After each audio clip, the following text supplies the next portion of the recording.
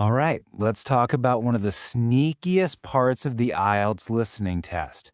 I'm talking about form and note completion.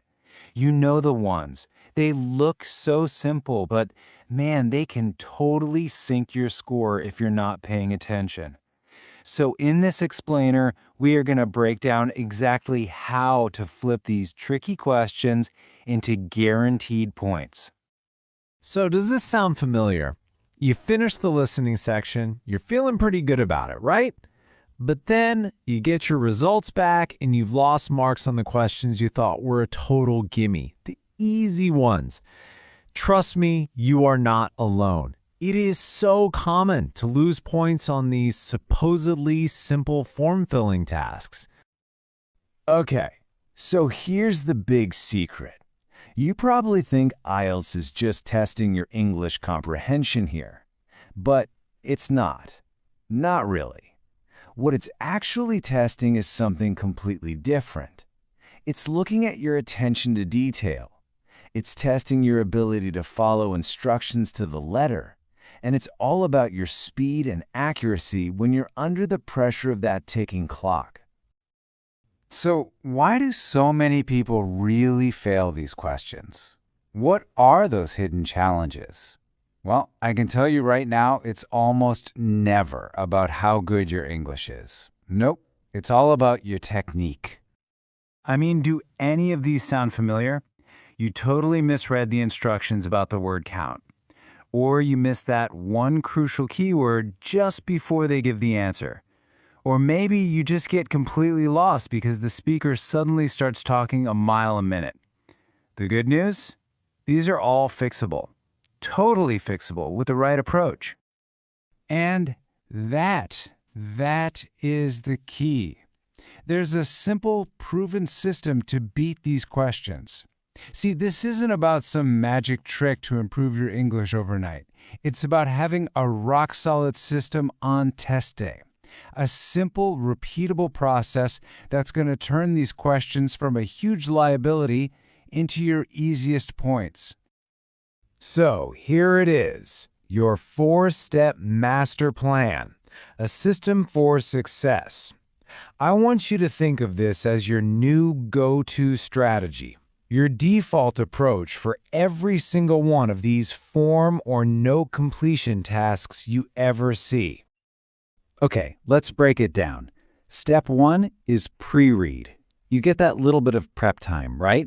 Use every second of it. Scan the headings, scan the keywords, just get the context. Step 2, predict. Ask yourself, what kind of answer am I listening for here? Is it a name, a number, a date? This little trick really helps focus your brain. Then, step 3, listen and write.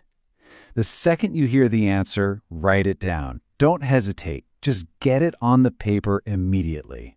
And finally, step 4, and this is crucial, check. Use that time at the end of the section to go back and review everything, your grammar, your spelling, and especially that word count. All right, so you've got the system. Now let's talk about the common traps you need to avoid because you don't want to lose these easy marks. IELTS loves to set these little landmines for you. And honestly, knowing what they are is half the battle. It's the best way to make sure you don't fall right into them. Okay, this one right here. No more than 2 words.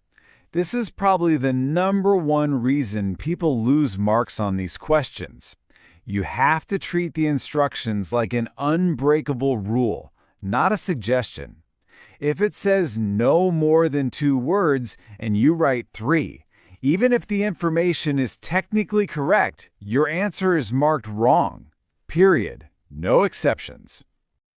Next up, let's talk about something called distractors. Oh, IELTS loves these things. A distractor is basically extra information they throw in there just to confuse you and test your focus. So, for example, a speaker might say something like, well, I was going to book the morning flight, but then I decided the afternoon one was a much better option. See what happened there? Morning flight is the distractor. The real answer is the afternoon one. They are designed specifically to catch people who aren't listening all the way through. So your job is to always listen for that correction, that change of mind, or the final decision. And here are a few more quick traps to spot. First, always use the exact words you hear in the audio. Don't write down synonyms.